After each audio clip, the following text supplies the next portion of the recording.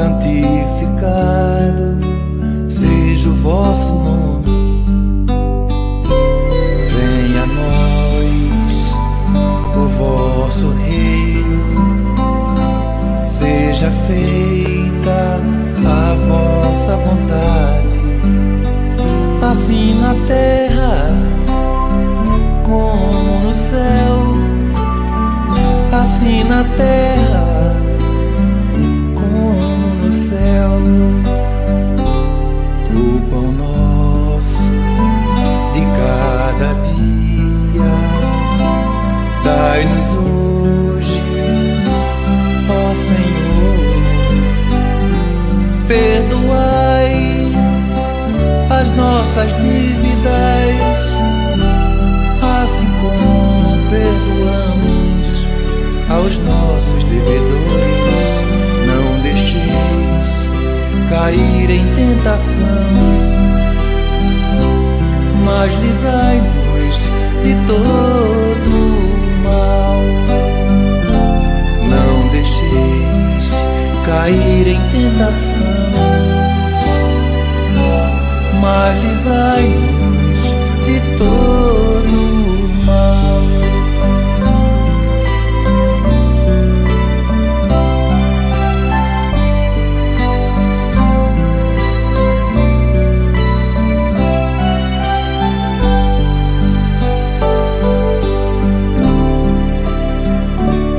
Pai nosso que estais no céu, santificado seja o vosso nome.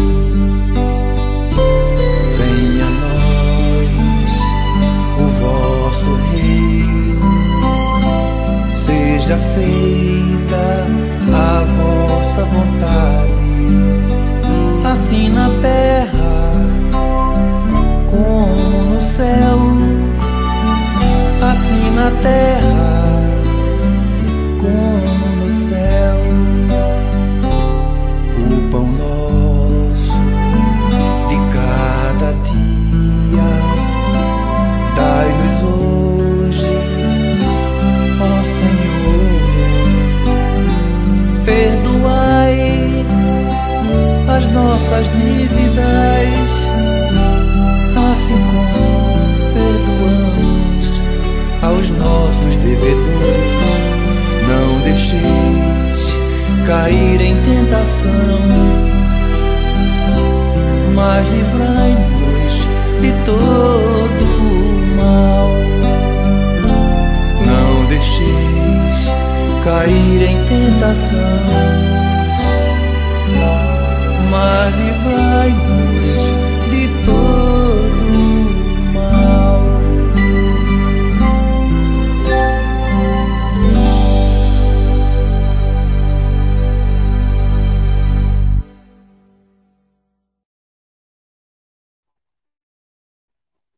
Queridos irmãos, queridas irmãs, sob as bênçãos de Deus, nosso Pai, iniciamos mais um programa Espiritismo e Educação pela Web Rádio Estação da Luz, com a proteção de Jesus, nosso mestre e governador espiritual da Terra, agradecendo a proteção e inspiração dos bons espíritos que sempre estão com os que fazem da caridade e do amor roteiros da própria vida.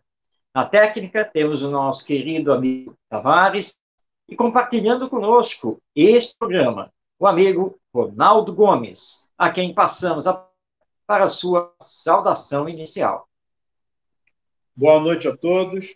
Gratidão mais uma vez por esse apoio, por estarmos aqui e que Deus, Jesus, os bons espíritos possam nos ajudar, eu e Marcos, para sermos apenas o intérprete dos nossos anseios em busca da verdade e dessa consolação prometida por nosso Mestre Jesus. Boa noite a todos. Muito bem. Hoje, em Espiritismo e Educação, vamos conversar sobre o Evangelho e a educação.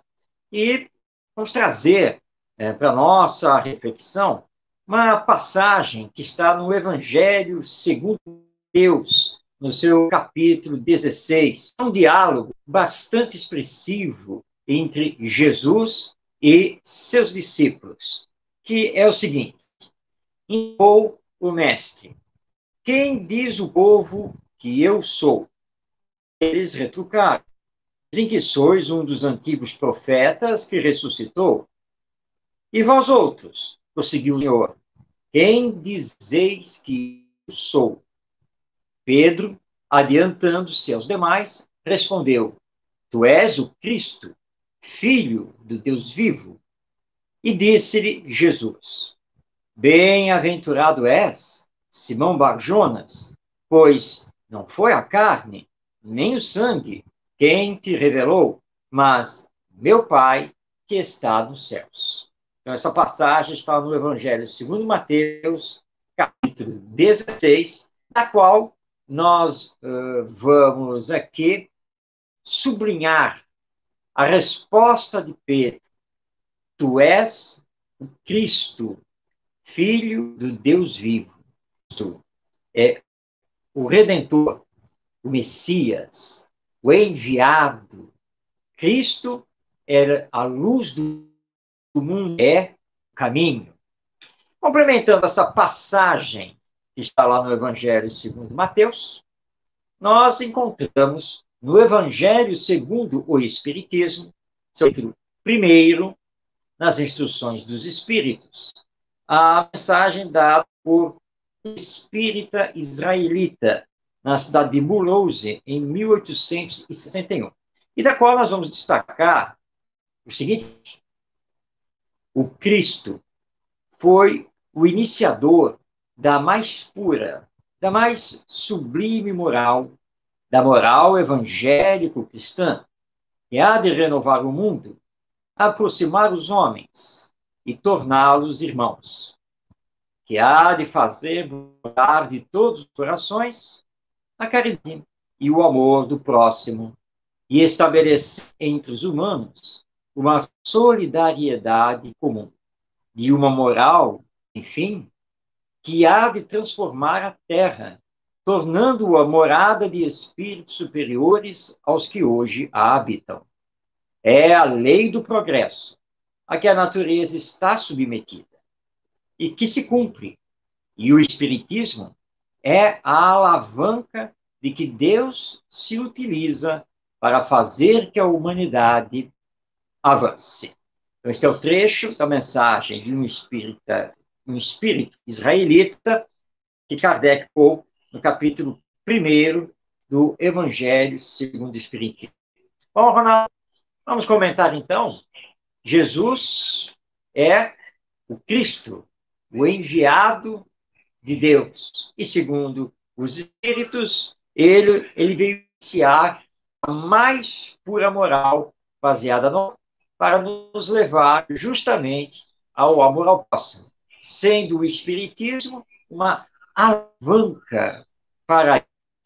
Então, se Jesus é tudo isso, se o Evangelho tem esse significado da lei de amor para nos aproximar e nos renovar, se o Espiritismo é uma alavanca para isso, como ligar, então, tudo isso com a educação? Essa é a grande pergunta para os nossos comentários.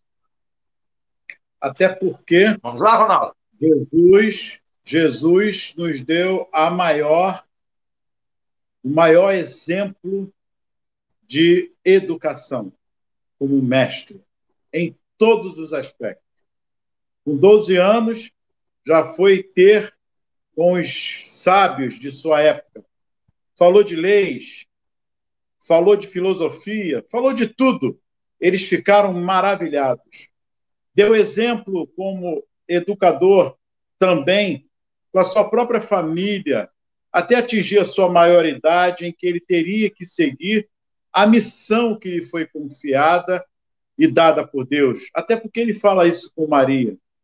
Enfim, a partir de Jesus, veio homens inteligentes que deturparam e ainda continua deturpando os ensinamentos de Jesus pelo egoísmo. Deturpam os ensinamentos levando com seu egoísmo as massas totalmente para o declínio e a escravidão que todos nós ainda enfrentamos aos dias de hoje. Porque Jesus só fala em amor o tempo todo. Ele age a sua conduta toda no amor. Fala com Nicodemos, doutor da lei, e fala na reencarnação claramente ali em relação às nossas vidas. Enfim, com Pilatos também, entre dois ladrões depois, com toda a sua brandura, olhar sereno, afetivo, mas sempre com amor, mostrando o processo de educação que nós devemos agir, tanto na família quanto na escola. Enfim, Marcos, a deturpação das religiões não é culpar as religiões, mas sim homens que estão à frente pelo egoísmo, pelo personalismo de levar o ensinamento de fato de Jesus como um ser que veio. Pergunta 625, qual o ser mais perfeito que Deus tem oferecido para lhe servir de guia e modelo? Os espíritos respondem: Jesus é o nosso exemplo maior. Por isso, hoje, levar Jesus às escolas é tão difícil. Como nós falamos na nossa transmissão anterior, querem levar Jesus como num sentido religioso, cada um puxando para o seu lado. Não é esse o aspecto do sentido de que Jesus veio trazer a nós, Deus, a educação, como o sentido mais puro. E para finalizar o que eu quero dizer em relação à educação, ele fala, quando chegam a ele, olha, seus irmãos e sua mãe estão aí fora, sua família. Ele diz: quem é a minha família? Quem são meus irmãos? Senão aqueles que fazem a vontade do meu Pai que está no céu. Simbolizando aí a família universal. Então, Marcos, a sua pergunta é oportuna e me perdoe eu levar esse esclarecimento, porque as deturpações que hoje, infelizmente, se permeia os grandes líderes religiosos e não respeitar a natureza de Jesus como educador, não como religião, e sim como religiosidade, como educador de almas, de exemplo para nós, fica a escola, fica a família distanciada de toda uma pureza trazida por ele, a qual você colocou bem quando Jesus pergunta a Pedro quem ele era. Está aí a resposta. Sem dúvida, Ronaldo, você colocou muito bem. Nós não podemos, usando aqui uma expressão popular, nós não podemos tapar o sol com a peneira. E nós sabemos que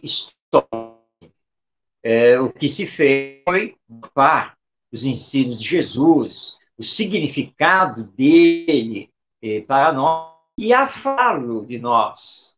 Porque paulatinamente sendo encerrado em dogmas, rituais, teologia, inexplicáveis para o povo, para a população. E durante muito tempo, nós vivemos no mundo ocidental, cristão, na verdade, sem compreender Jesus, sem entender o próprio Evangelho. Até os idos de 1600, o Evangelho ele era escrito, ele era impresso apenas e tão somente em latim. Lembrando que, nessa época, o latim já era uma língua morta, já que todas as nações tinham suas próprias línguas. Se você estivesse na França, teria que falar francês, e adiante. Mas o Evangelho era impresso em latim.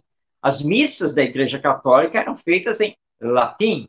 E eu me recordo aqui da minha infância, onde eu estudei no colégio católico, cheguei à missa, isso ali pela década de 1960, eu ficava assim abismado, porque naquela época o padre ainda se colocou de frente para o púlpito, costas para os fiéis, e fazia toda a missa em latim, que eu não entendia absolutamente nada. Eu não entendia nada do que se falava ali.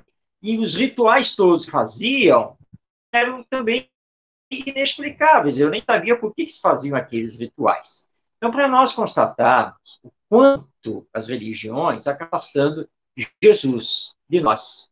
Mas Jesus é o mestre, é o enviado de Deus. E o Espiritismo veio justamente resgatar e, ou seja, trazer para nós o cristianismo na sua pureza e a figura de Jesus como mestre e modelo.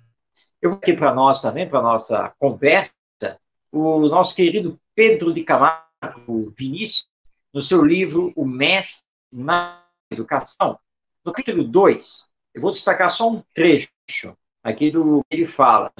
E aí ele já linkando, né, fazendo ligação entre o Evangelho e a educação. Enquanto isso, você está na tela, você pode participar do nosso programa Espiritismo e Educação através do WhatsApp. Você pode enviar a sua pergunta, seu comentário dentro do tema do programa de hoje.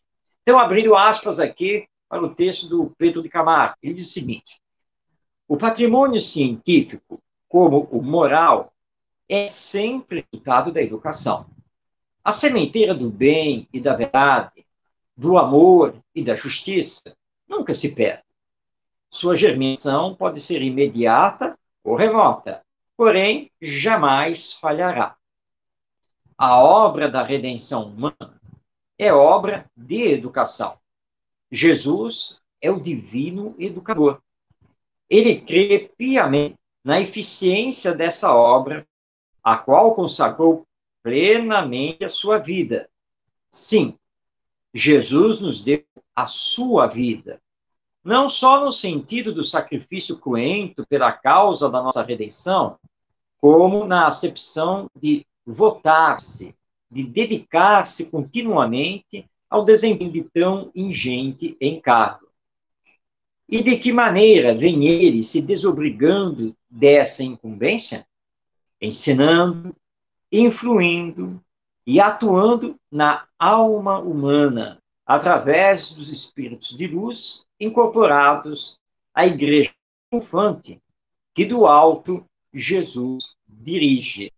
Muito bem, então Pedro de Camargo, nesse seu texto aqui no livro O Mestre na Educação, está nos lembrando o Jesus como mestre, o representante legítimo de Deus, trazendo para nós o pilar essencial da educação, que é aprender a amar.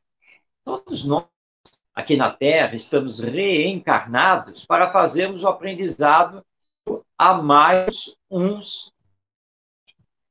É equívoco achar que Jesus foi embora e nos deixou aqui na Terra. Não, porque a vida continua após a morte. A vida é plena no mundo espiritual e todos nós somos almas imortais. E Jesus, então, continua a sua tarefa de redenção, de salvação das nossas almas, através da educação, como governador espiritual que ele é. Mas era preciso recordássemos os seus ensinos e os seus exemplos. Daí, então, surge o Espiritismo. E vem proclamar essa vida futura, dizer que nós somos seres milenares, que já estamos vindo a várias encarnações, e que agora, no presente momento, nós precisamos fazer um esforço maior para finalmente colocar em prática as lições do Evangelho. E, Ronaldo, colocar em prática as lições do Evangelho nos leva diretamente à educação. Porque a educação é o processo de desenvolvimento integral do ser espiritual que nós somos. Entra o sentimento. Só na teoria, não é mesmo, Ronaldo? Perfeito, é isso. Entra o sentimento, o afeto, o espírito de humanização. Não queremos nem falar da espiritualidade, mas da humanização, porque nós somos seres humanos, espírito encarnado. E Jesus fez isso o tempo todo. A sua prática toda foi no sentido de humanização. Vamos de atirar pedra. Ele mostrou o lado da humanização. Atire a primeira pedra que ele tivesse pecado. Em todos os momentos, respeito à fé de cada um. Vai e não peques mais, pois tua fé te salvou. Qual a fé? Qual a religião daquela pessoa? Não importa, é um processo de educação. O respeito à diversidade, isso não é educação? Trabalhar com a política não é educação? Dar a César o que é de César e a Deus o que é de Deus. Dividir as coisas, sabermos diferenciar o que é nosso, de fato, no momento certo, e o que é do outro. Amai-vos uns aos outros, como eu vos tenho amado, ou seja, pelo meu exemplo que tenho feito a vocês. A conversa com o Nicodemos, a conversa no templo, enfim, se quisermos enumerar aqui a educação como didática também que ele usou nas histórias, nas parábolas, para não ferir suscetibilidade de ninguém, assim como nós, como professores educadores, devemos ser em nossa sala de aula, com os nossos alunos, respeitar o tempo de cada um. A educação, ela é um todo. Hoje nós vemos muito, Marcos, a divisão da educação como instrução e afeto. Mas nós vamos englobar a educação como um todo, porque ela é um todo. Ela tem as suas particularidades, que é a instrução, sim, o afeto, o sentimento, mas ela é um todo. E Jesus trouxe esse aspecto da educação, da ciência, do conhecimento desse desenvolvimento que ele traz, ajudando aos 12, a todos, o seu desenvolvimento afetivo, de coração, mas em respeito ao outro também. Na hanseníase, na ciência, se você quiser falar da doença, ele também deu um exemplo da cura espiritual, da cura humana, do egoísmo que nós temos, porque existem mais doentes do que doenças. Enfim, Marcos, se formos aqui enumerar a educação com Jesus, nós vamos ficar aqui e a nossa técnica não vai conseguir suportar. Enfim, Jesus como modelo e guia para nós na educação. E um detalhe, não importa se acreditasse nele, como tem Tomé, não importa aí se você é ateu, até porque Divaldo faz uma colocação belíssima quando ele é entrevistado, você lembra? Com o nosso querido Jô Soares? Você lembra a colocação que ele faz? Sim. Então, pode falar, Marcos, por favor, qual é a colocação que ele faz na religiosidade com ateu? Exatamente. Não adianta você ter um religioso, mas que na verdade é hipócrita. Você vai confiar em quê? No religioso, mas que na verdade é hipócrita, ou no ateu, mas que é honesto e que tem sentimento. E para trabalhar Jesus, e o Evangelho, né, tanto na família quanto na escola, e eu já fiz essa experiência, você pode trabalhar os princípios ensinados, exemplificados por ele, sem falar que é ele, sem nem falar que você está tirando aquilo do Evangelho. Jesus, por exemplo, ele antecipou em mais de 2000 anos o fazer pensar, que hoje também é um dos pilares da educação. Nós precisamos fazer com que a criança saiba pensar, em que o jovem saiba pensar. Mas Jesus já fazia isso. Nessa passagem, né, que eu trouxe, iniciando o programa, nesse diálogo que ele tem com os discípulos, ele começa fazendo uma pergunta. Quem dizem que eu sou? Ele lançou para os discípulos. Senhor, bom, dizem por aí que talvez o senhor seja, né, um dos profetas aí que ressuscitou. Ele ouve a resposta dos discípulos. Como é que ele responde? Com outra pergunta. E vocês? Vocês acham que eu sou quem? Então, isso é fazer pensar. Ele joga para os discípulos, ele jogou 2 perguntas para eles, aguardando, então, a resposta. Eles dão a primeira resposta, ele lança a segunda pergunta, e só através, então, da segunda resposta é que ele, então, vai fechar aquele assunto. Isso é um dos pilares, uma das metodologias da educação, dessa necessidade de fazer pensar. E nós podemos trabalhar isso tranquilamente, sem citá-lo. É como a lição, que é um verdadeiro resumo do Evangelho, né? Que todos nós precisamos aprender a fazer ao outro somente aquilo que queremos que o outro nos faça. Isso é muito simples de ser trabalhado. Quando você pega aí as crianças e os jovens, você simplesmente para conversar e fala, vem cá, o que foi que aconteceu aí? Ah, porque isso, porque aquilo, porque o fulano, porque a fulana. Tá, tudo bem. Mas vamos fazer aqui um exercício. Imagina que ele ou ela fizesse isso para você. Isso que você fez para ele ou fez para ela. Faz um exercício aí. Imagina ele ou ela fazendo isso para você. Imaginou? Pensou? E aí, o que é que você achou? Gostou? Não gostou? Não, claro que eu não gostei, né, tio? Não, porque isso não se faz. Ah, isso não se faz? Ah, quer dizer que você não gostaria, então, que fizessem isso com você? Claro que não. E como é que você fez para eles? Porque se não é bom para você, você não gostaria que acontecesse com você, não deve ser bom para eles. Mas aí, Ronaldo, o educador tem que estar preparado, porque vem aquela resposta. Ah, mas acontece que ele mereceu. Ah, tá, ele mereceu. Mas vamos pensar, você está com Jesus, você está no evangelho aí. Né? Você está aplicando, mas sem dizer que essa lição é de Jesus, sem dizer que essa lição vem lá do evangelho. E aí você vai fazendo o exercício de saber se colocar no lugar do outro, que é a tão famosa empatia que Jesus já trabalhava, tá? E pronto, você está trabalhando o evangelho na educação. Simples, não é, Ronaldo? Humanização, mas é esse o aspecto que Jesus nos trouxe o tempo todo. E é interessante que as deturpações entram por conta do egoísmo e do personalismo que nós temos. Eu não aceito. Quer ver um assunto também? Falar de escravidão.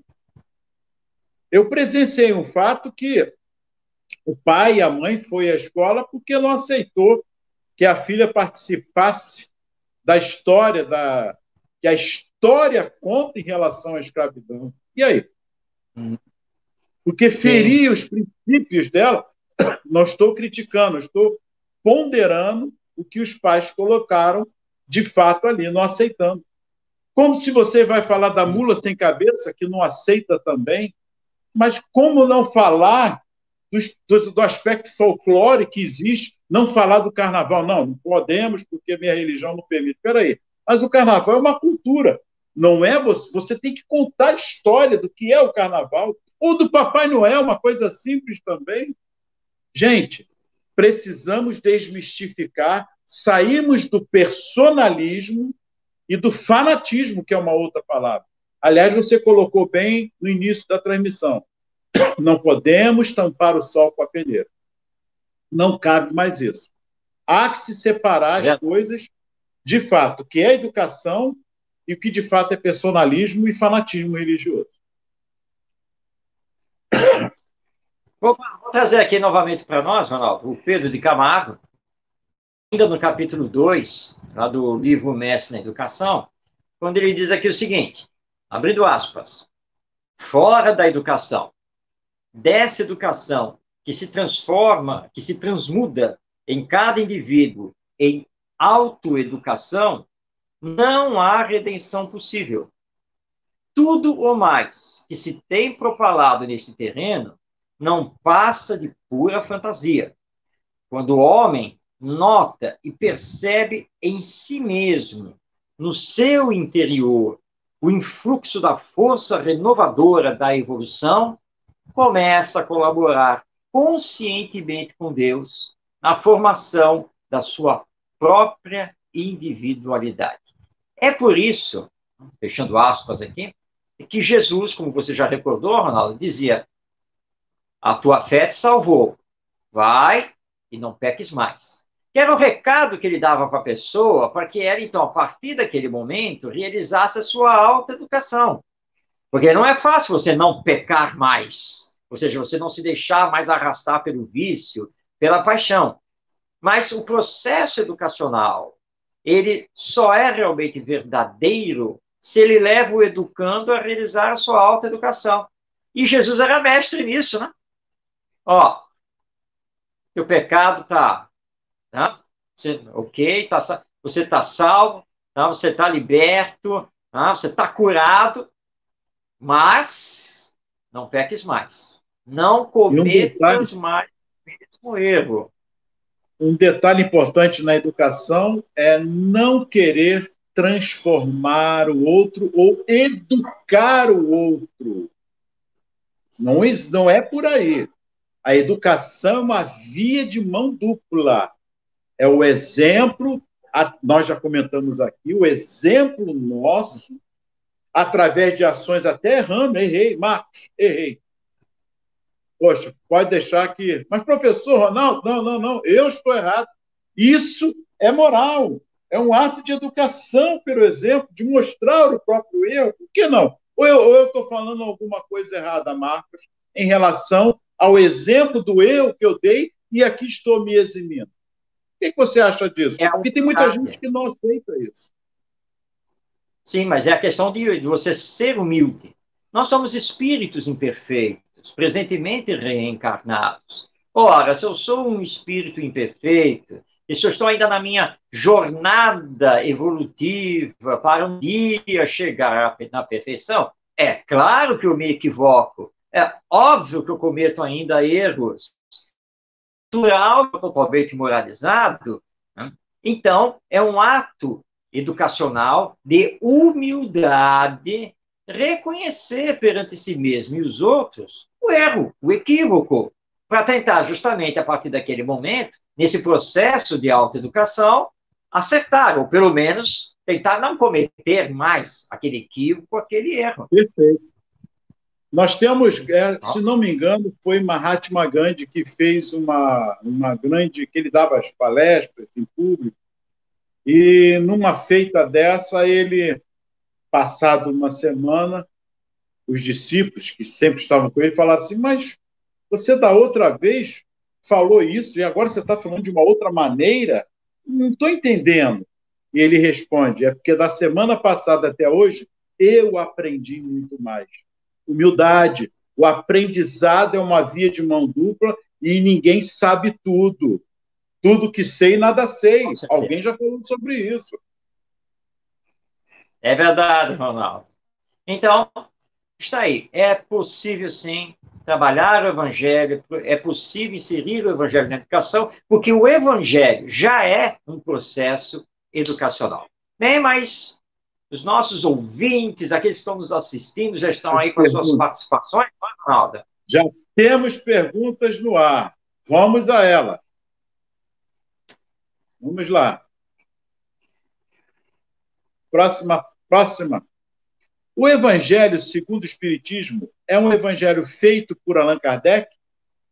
É ele que deve ser utilizado na educação das crianças? E aí, Marcos? Jaime São Luís. Gostei. Não. O Evangelho segundo o Espiritismo não é um evangelho criado por Allan Kardec, não. O Evangelho, ou Novo Testamento, são aqueles livros, né, contidos na Bíblia, que a Bíblia é formada do Velho Testamento, que contém vários livros, e o Novo Testamento, que contém vários livros. Que livros são esses? É o Evangelho segundo Mateus, o Evangelho segundo Lucas, o Evangelho segundo Marcos e o Evangelho segundo João. Terminou aí? Não. Ainda tem o Apocalipse, que é de João, tem todas as cartas de Paulo de Tarso, ainda tem as cartas também de Pedro, de Tiago. Então, é um conjunto de livros contando a vida e obra de Jesus e interpretações sobre seus ensinos que compõem o Novo Testamento. E aí nós temos o Evangelho. Bom, o Evangelho segundo o Espiritismo é um livro composto por Allan Kardec e lançado em maio de 1864, mas que não faz uma nova redação do Evangelho. Na verdade, é uma obra que estuda os ensinos morais de Jesus à luz dos princípios do Espiritismo. Ou seja, a alma imortal, a vida depois da morte, reencarnação, lei de evolução. Então, Kardec pegou apenas os ensinos morais para tratar deles, né, a sua interpretação com o Espiritismo. Os capítulos do Evangelho segundo o Espiritismo, pelo menos a maioria, eles têm o seguinte esquema, a seguinte estrutura. Primeiro, a passagem, ou as passagens, que estão lá no Evangelho, no Novo Testamento. Né? Na sequência, os comentários de Allan Kardec, à luz do Espiritismo, sobre aquelas passagens, e depois vem as instruções dos Espíritos, as mensagens que foram escolhidas por Allan Kardec, dadas pelos Espíritos, e que falam também daquela temática, né? Daquele tema que compõe o capítulo, a partir das passagens escolhidas lá dos evangelistas que estão no Novo Testamento. Então, esse é o livro, o Evangelho segundo o Espiritismo. Mas pergunta também se é esse livro espírita que deve ser utilizado, então, na educação com o Evangelho. Pode, óbvio que sim. Mas, na verdade, o que nós estamos falando aqui é do Evangelho, o Novo Testamento, principalmente os ensinos morais, que é o que mais importa para trabalharmos isso lá com as crianças. É o que eu sempre digo. Que adianta você se maravilhar com o seu filho ou com o seu aluno, que é muito inteligente, que capta os conteúdos, aquilo que se ensina com a maior rapidez, que coisa maravilhosa, se em qualquer contrariedade, a primeira coisa que ele faz é socar o outro. Por isso que nós precisamos muito do Evangelho na educação. Muito bem colocado, muito bom. Próxima pergunta. Introduzir o Evangelho nas escolas não é torná-las escolas confessionais, religiosas? Sandra Recife. Excelente pergunta. Pergunta muito boa, sem dúvida alguma. Bom, vamos fazer aqui o entendimento sobre o que seja escola confessional. Escola confessional é aquela que abertamente se declara como escola que segue os princípios desta ou daquela religião. Então, nós temos, por exemplo, a escola católica, a escola judaica, e assim por diante. A escola protestante, evangélica, declaradamente. Ou seja, que tudo que se faz dentro daquela escola tem por base os ensinos e as interpretações daquela religião. Então, segue os dogmas, segue os princípios daquela religião. Vamos dar um exemplo aqui. Se pegarmos uma escola do segmento evangélico, nós já sabemos que um dos princípios deles é o criacionismo. Ou seja, que tudo surgiu exatamente como existe há 6.000 anos, como está lá na Bíblia. Então, nós já sabemos disso. E não temos o que reclamar, porque está lá, eles dizem que eles são uma escola que segue os princípios do protestantismo.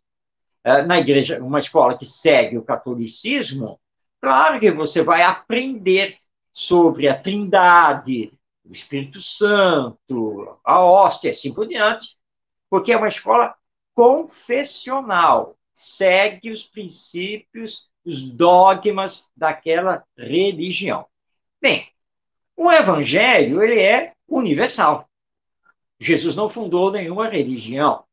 Então, quando nós falamos que o Evangelho precisa estar na educação, isso não quer dizer que a chamada escola laica, ou seja, a escola pública ou particular que não segue nenhuma religião, que pelo fato de trabalhar os princípios do Evangelho, ela vai se tornar uma escola confessional. Não, porque ela vai continuar a não seguir nenhuma religião, nenhuma doutrina religiosa. O que ela vai seguir são os ensinos morais de Jesus, que estão lá no Evangelho. E a escola pode continuar laica, sem nenhum problema. O que importa é se trabalhar o Evangelho, o seu significado, os seus ensinos na nossa vida, que, na verdade, é o que o Espiritismo classifica como educação moral. E é isso que vai acontecer quando introduzirmos as lições do evangelho. E se alguém disser para nós, dentro da escola, seja os pais responsáveis, ou mesmo os alunos, professores, chegar assim, mas eu não acredito em Jesus. Não tem problema, tudo bem. Você não é obrigado a acreditar nele, nem a aceitar ele. Agora, que quando ele falou que devemos só fazer aos outros aquilo que gostaríamos que o outro nos fizesse, acho que não tem contestação, não é mesmo? Mas não vamos discutir Jesus. A questão é esse princípio, que é um princípio educacional e que está no Evangelho. E não há quem não concorde com isso, porque a grande questão é esse nosso encontro dentro dos ensinos morais que são universais. Então, introduzir as lições do Evangelho na escola, na educação, não é tornar a escola confessional, é simplesmente levar-os para dentro da escola a humanização, a espiritualização, as questões das virtudes, a questão moral, que é o que Jesus, na verdade, veio fazer para nós, já que ele não fundou nada. Nem o cristianismo ele fundou, porque o cristianismo também é invenção nossa. Ele só veio trazer a lei de amor. E é isso que nós vamos trabalhar na educação dentro da escola. É o processo de conduta recíproca uns com os outros. É isso mesmo. Exato. E não deturpamos os ensinamentos de Jesus, que é o que se faz. Esse menino está com obsessor, ou esse menino está com demônio. Isso não é esse o aspecto. Mas o aspecto moral trazido por Jesus, que você colocou bem, sem deturpar, sem levar para o personalismo ou fanatismo religioso. Está ali um ser, como nós mesmos, um processo de humanização. Educação se faz com bom dia, boa tarde, se colocar no lugar do outro com empatia. E Jesus ensinou isso o tempo todo em sua vida, enquanto esteve aqui conosco, e que ainda perdura até os dias de hoje. Vamos às perguntas. O culto do Evangelho no lar, reunindo a família, não é o suficiente para educar as crianças? Meire Palmas. E aí, Marcos? O culto do Evangelho no lar, reunindo a família, não é o suficiente para educar as crianças? Eu também acho, Marcos. Eu também acho. É mesmo, Ronaldo? Pois é, o culto do Evangelho no lar, ele é importantíssimo. Sem nenhuma dúvida. E na medida em que as famílias trabalharem ele, pelo menos semanalmente, nós teremos a presença de Jesus no lar. Então, realmente, ele é da máxima importância, porque é aquele momento em que conseguimos nos reunir, deixar de lado as diferenças, para comentarmos as lições de Jesus, e o Espiritismo reforça muito a importância do Evangelho no lar. Nós temos, inclusive, nas federativas espíritas estaduais, campanhas permanentes pelo culto do Evangelho no lar. Agora, por si mesmo, ele é o suficiente para que as crianças, os filhos, fiquem educados moralmente, com Jesus, nos princípios do Evangelho? Não. Ele é importantíssimo e, sem dúvida, tem um grande peso no processo educacional das crianças. Mas, se o culto do Evangelho no lar não for acompanhado dos bons exemplos de uma autoridade moral verdadeira por parte dos pais e dos responsáveis, obviamente que o culto do Evangelho no lar não vai fazer milagre. Aqui é fácil de nós compreendermos isso. Né? Vamos dizer que nossa família faz o Evangelho no lar toda sexta-feira à noite. Seria o melhor dia e horário para reunir a família. Tudo bem. Então, sexta-feira, 8 da noite, nós temos o Evangelho no lar. E aí chega na sexta-feira, nós passamos de segunda a sexta-feira sem nem pensar, mas aí chega na sexta-feira, tá todo mundo chegando em casa, né? Quem vem do trabalho, quem chega da escola e tal, e aí você, querendo colocar a ordem na casa, minha gente, não esquecer, hein? 8 horas tem o nosso Evangelho no lar. Quem tem que tomar banho, vai tomar banho logo. Se vai jantar, janta logo. Porque semana passada foi um tumulto. Já se viu isso? Vocês não sabem não que começa às 8 horas? E tem mais, hein? De agora em diante, quando der 8 horas, eu começo. Não quero nem saber. Tá? E o controle remoto vai ficar comigo. tá? É comigo que fica agora. Tá? Porque vocês têm que aprender, porque vocês isso, porque vocês aquilo, onde é que vocês vão? E nós começamos a colocar tudo em cima dos outros. A família toda está errada. Aí você está lá olhando o relógio, vê que já vai dar 8 horas, a família ainda não está arrumada lá na sala, e aí, claro, você... Gente, nós vamos conversar com Jesus, né? Pelo amor de Deus, né? E aí você levanta o tom de voz, como é que é? Está em cima da hora. Mamãe, quero ver todo mundo sentado aqui. Fulano, lê a mensagem de abertura. Não, mas pai, não tem nem mais pai, nem menos pai. Eu estou dizendo que você que vai ler a mensagem, então pode começar. Fala baixo, fala baixo. Exatamente. Ainda manda o filho falar baixo, né? E fala baixo. Alguém deve estar pensando, mas o Marcos está exagerando. Não, não estou, não. E acontecem coisas, às vezes, até piores. Mas digamos que o Evangelho do Lar foi bem feito, foi feito em paz, tudo tranquilo, né? Terminou. Né? O que se deve fazer após o Evangelho no Lar? Tentar manter essa harmonia, esse equilíbrio. Mas muitas vezes nós encerramos o Evangelho no Lar e acabou, né? Voltamos para a vida. Como se o Evangelho no Lar fosse um intervalo que nós demos na vida. Então, o culto do Evangelho no Lar é muito importante. Mas se ele não é seguido dos próprios exemplos, com aquelas lições que foram estudadas, nós não vamos conseguir completar a educação das nossas crianças. Olha aí, programa Evangelho por Emmanuel, às 23 horas, hoje, com Delcio Soares. Não vamos esquecer, gente. Vamos participar, um excelente programa, hein? Evangelho por Emmanuel, 23 horas. Vamos às nossas perguntas. Como colocar em prática o fazer ao outro somente o que gostaríamos que ele nos fizesse? Como colocar em prática o fazer ao outro somente o que gostaríamos que ele nos fizesse? Rosemir Natal. Bem, isso é um processo que precisamos começar com as crianças. Sempre colocando-as para pensar, trabalhando com elas para que elas aprendam a empatia. Ou seja, elas aprendam a se colocar no lugar do outro. Agora, não adianta exigir isso apenas das crianças. Nós, aqui os adultos, se não formos trabalhados nisso, é tempo também de nos trabalharmos. E de você pensar assim, sinceramente, eu acho que amanhã eu mato o meu chefe. Não, calma lá. Calma. Olha a lição de Jesus. Faça ao outro somente aquilo que você gostaria que o outro lhe fizesse. Você gostaria que amanhã, ao chegar lá no seu trabalho profissional, no seu emprego, você gostaria que o seu chefe pegasse você pelo pescoço, lhe desse uns tapas para te dar uma lição para ver se você melhora lá na sua profissão? Não, não é mesmo?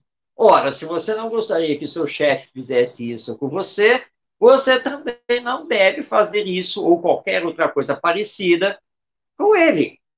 Então, o que nós temos que fazer é sempre esse exercício. Então, antes de você falar sem pensar, como se diz, aliás, não é, Ronaldo? Na verdade, isso não existe, porque nós sempre pensamos muito rápido, mas sempre pensamos. Eu ia falar sobre isso mesmo.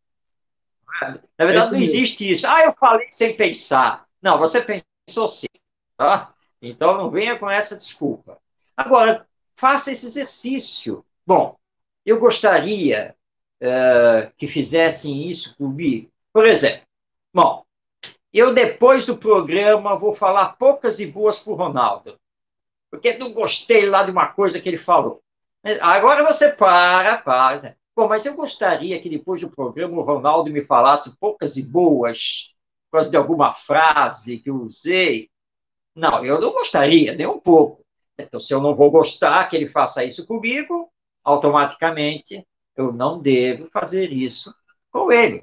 Então, é um exercício, é o tempo todo nós nos exercitando, porque fazendo sempre esse exercício, nós vamos nos educando, colocando em prática, como ela foi feita a pergunta, o faça ao outro somente aquilo que gostaria que o outro nos fizesse. Não é algo que está longe da nossa capacidade, que exige, como, aliás, o nosso Ronaldo gosta muito de falar nisso, né, que exige santidade. Não.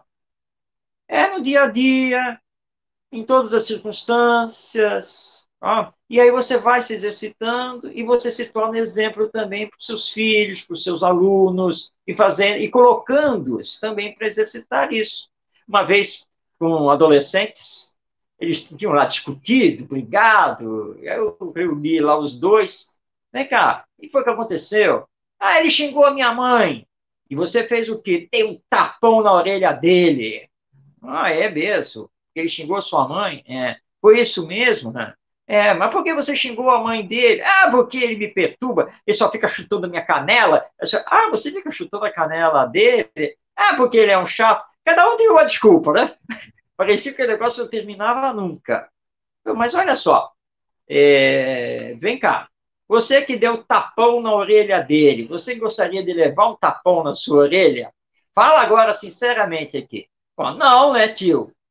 E você que xingou a mãe dele, você gostaria que xingassem a sua mãe aqui e agora? Pô, não, né, tio? Então, sabe qual é o exercício que nós estamos fazendo aqui? É aprender a se colocar no lugar do outro. Pô, nenhum dos dois gostaria que acontecesse, né, consigo o que fez com o outro. Sabe qual é a regra da educação? É aprender a fazer ao outro somente aquilo que você queira que o outro lhe faça. Não é mesmo? E agora, com essa lição, o que você gostaria de fazer com ele? Aí o garoto pensou, bom, então, bom, sei lá, posso pedir desculpa? Ele perguntou, né, se ele podia pedir desculpa. Aí eu olhei para o outro, o que você acha? Ele está dizendo que talvez possa pedir desculpa para você. Bom, tudo bem, pode ser, né? Quer dizer, você aceitaria, então, o pedido de desculpa dele? Tá, pode ser. Então tá bom. Então você pede desculpa para ele? Peço. Pede desculpa para ele, vai. Vamos lá, quero ouvir isso agora. Aí um pediu desculpa para o outro e tal, e aquela coisa. Aí olharam para mim. E agora, tio, o que vai acontecer conosco? O que vai acontecer com vocês? Uai, com vocês eu não sei. Eu sei que está na hora lá do lanche, e se vocês ficarem aqui tendo papo, eu vou na frente de vocês para fazer o lanche. Tá? Vocês não se resolveram? Não está tudo bem agora? Não aprenderam que é melhor fazer ao outro somente aquilo que você queira que o outro lhe faça? Então vamos parar de conversa e vamos lanchar. Porque eles estavam esperando que tivesse um castigo, né? Mas seja lá o que fosse acontecer. Não, você faz o exercício para eles aprenderem. É simples. Claro, eles podem não aprender de pronto, na mesma hora, mas você faz depois de novo, e faz uma outra vez, e eles vão vendo que isso é bom. Isso faz bem para eles mesmo. E eles vão começar a colocar em prática. Então, é assim. Vamos deixar a teoria de lado para trabalhar na prática. Fazer pensar. É isso mesmo. Fazer pensar. Próxima pergunta. Quando os institutos e faculdades de educação vão aceitar Jesus como educador? Quando os institutos e faculdades de educação vão aceitar Jesus como educador? Valdemir Vilavelha. E aí, Marcos? Bem, eu não tenho uma bola de cristal. Se bem que Allan Kardec diz, né, que bola de cristal não serve para coisa nenhuma, né, porque tudo, na verdade, é mediunidade. Né? Não temos como dizer esse quando, mas temos uma certeza. Como dizia o grande educador brasileiro Rubem Alves, nós temos a esperança de que com o tempo isso vai acontecer. Tudo é o tempo, porque depende da nossa evolução, da nossa compreensão maior sobre Jesus e o Evangelho, do processo educacional. A questão não é a introdução desta ou daquela religião nas faculdades de pedagogia, nos institutos técnicos de educação. Não é por aí, nós já vimos isso.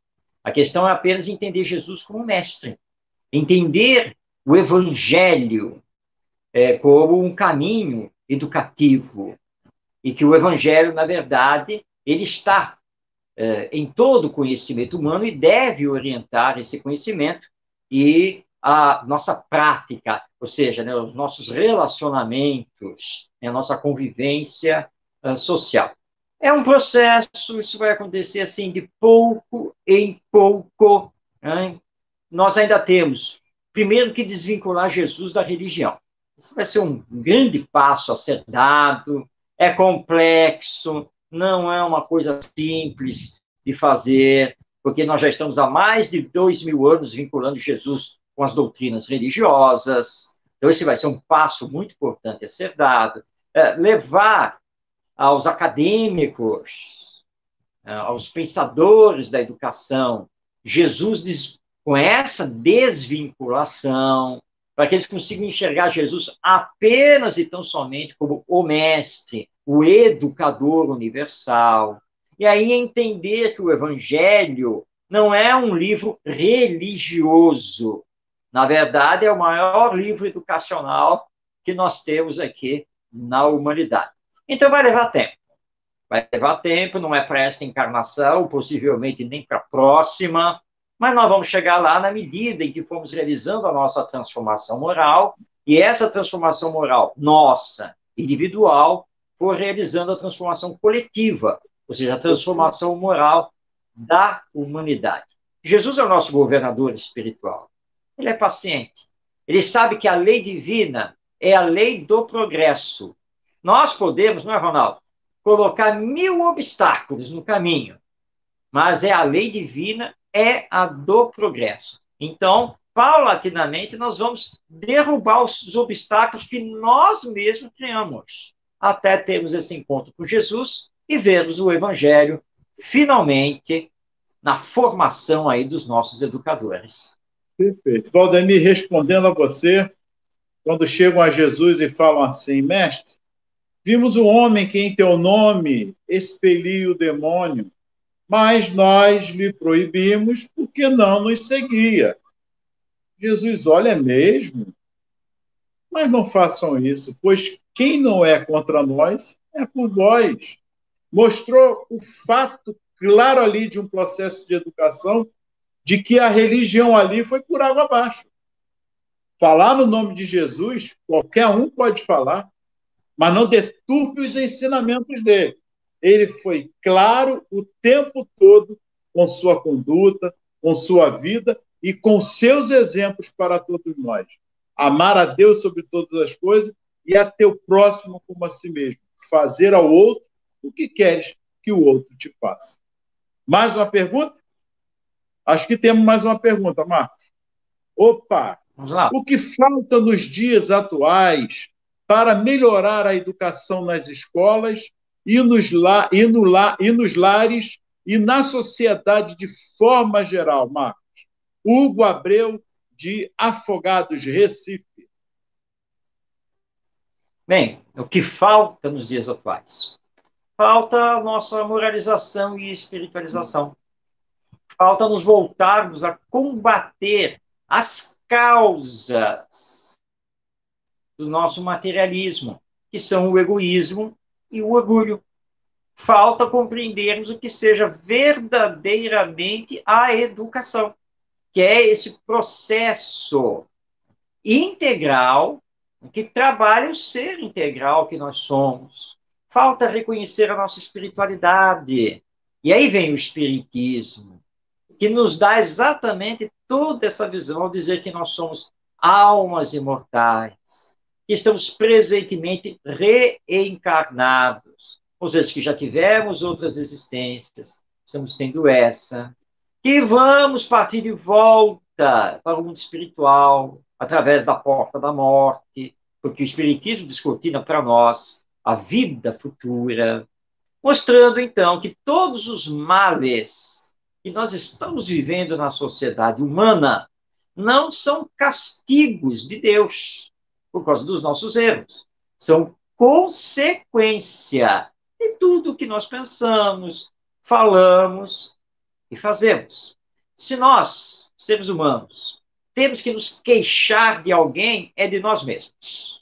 Não é nem de Deus, nem de Jesus e nem dos bons espíritos, porque todos eles estão o tempo todo nos amparando, nos auxiliando, caminhando conosco. Nós é que precisamos fazer a autoeducação, combater em nós os vícios de toda ordem, as paixões, esse apego às coisas materiais, ao poder, que na verdade é passageiro, é efêmero. Trabalharmos então a humildade, a fraternidade, a solidariedade, a caridade, enfim, o amor ao próximo. Lembrando então que o Evangelho é o grande resumo do amor e que Jesus é o mestre que veio trabalhar o amor, o amai-vos uns aos outros. Aliás, é isso que está faltando, né? Aprendermos a nos amar como irmãos que nós somos, filhos de Deus.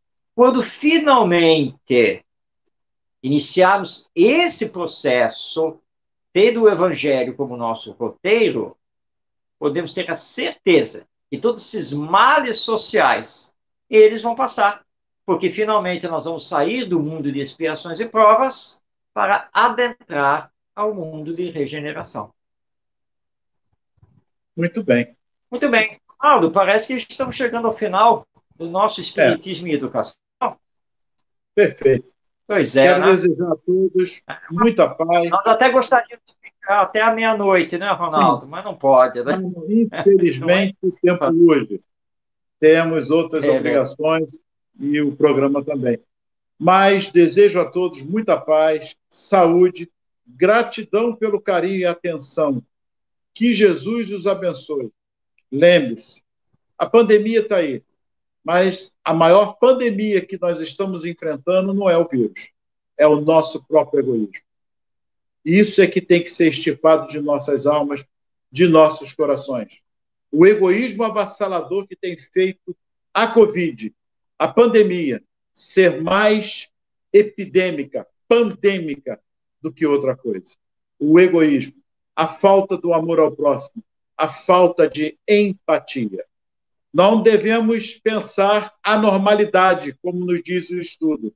Não é voltar ao normal, mas voltar ao nosso melhoramento, que a normalidade é justamente o egoísmo que nós estamos vivenciando. Muita paz, que Jesus os abençoe e gratidão. Bem, chegamos ao final de mais um programa Espiritismo e Educação pela Web Rádio Estação da Luz.